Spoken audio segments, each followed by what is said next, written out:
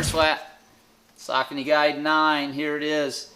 Pretty excited about this shoe. Now, you know, shoes update throughout the years and they make small changes, but this one, in my opinion, is a rather big change for Saucony in the Guide 9. So this is the Guide 8, this is the Guide 9, lost 0.2 ounces.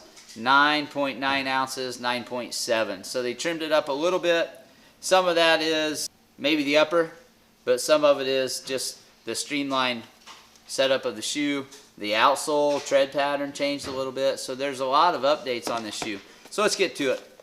They really kind of trimmed back some of the layout of the shoe on the underneath even.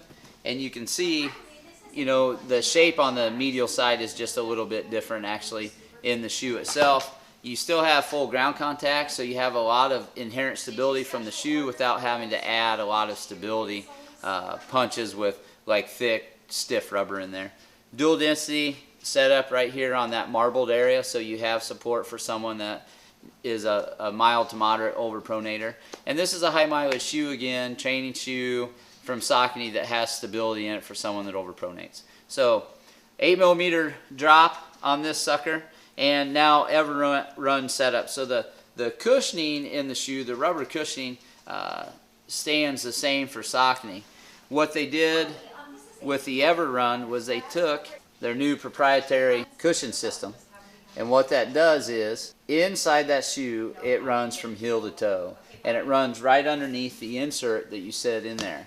What that is a really bouncy foam material that's little pellets kind of glued together. It's a very soft compound. When they put that in there from heel to toe all the way through right below where your foot sits, you get an instant reactive setup without making it too cushy. This still reminds me of what I like about the Guide, is that it's not so squishy that it feels clunky or non-responsive. It's still a fast-filling shoe, 8mm drop, really light. But with this, it just became even more responsive because you get a little bounce off of that underneath the sole of your foot, and you get it throughout. What that does really is it sets it up so that the shoe feels better longer. That compound that Everun is made out of is set up so that it doesn't wear out like normal traditional blown rubber. And because of that, the shoe itself, I don't think it's necessarily going to last longer. You're not going to all of a sudden get 900 miles out of this shoe. But the time that you spend it up to 350 or 400 or 500 miles, what you're going to find is that the shoe feels normal. Like it doesn't feel like it starts to wear out as quickly.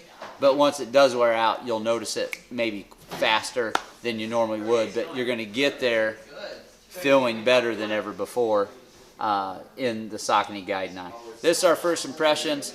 So far it fits like it's supposed to fit. There's no difference in sizing from the Guide 8 to the Guide 9.